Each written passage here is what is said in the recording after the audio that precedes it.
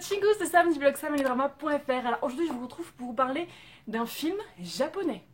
Adapté d'un manga du même nom, Rurouni Kenshin est en fait une trilogie qui raconte l'histoire de Bat Tosai, un assassin légendaire aujourd'hui devenu un simple vagabond, dans un siècle où en fait les samouraïs n'ont plus du tout leur place. Aujourd'hui repenti, il s'est juré de ne plus jamais tuer, mais voilà, ses bonnes résolutions vont être mises à mal quand un mystérieux assassin fait trembler le Japon en utilisant son nom.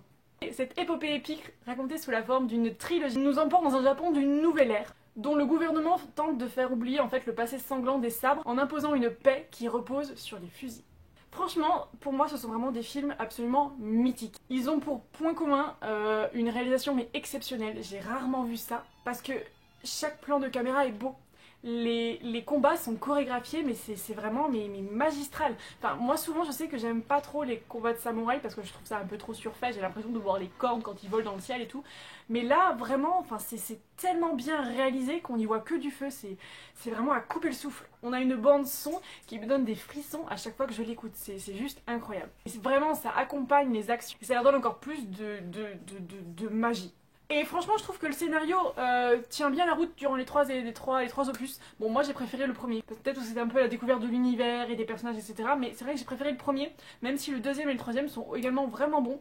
Il y a quelques coups de mou, les films sont quand même longs faut le dire, mais c'est vrai que je ne me suis jamais ennuyée. Et si je devais trouver un autre défaut, je dirais que les relations entre les personnages ne sont pas assez développées.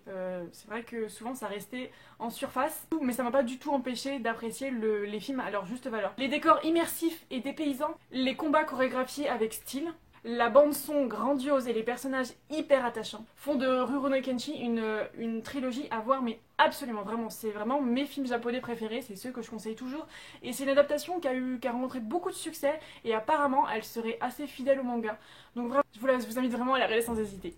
Et voilà c'est tout pour moi, n'hésitez pas à me dire en commentaire si vous avez vu ces films, si vous les avez aimés ou pas aimés et pourquoi. Et moi je vous fais plein de bisous, je vous dis à très vite pour une prochaine vidéo. Sawanie, popo, bye bye.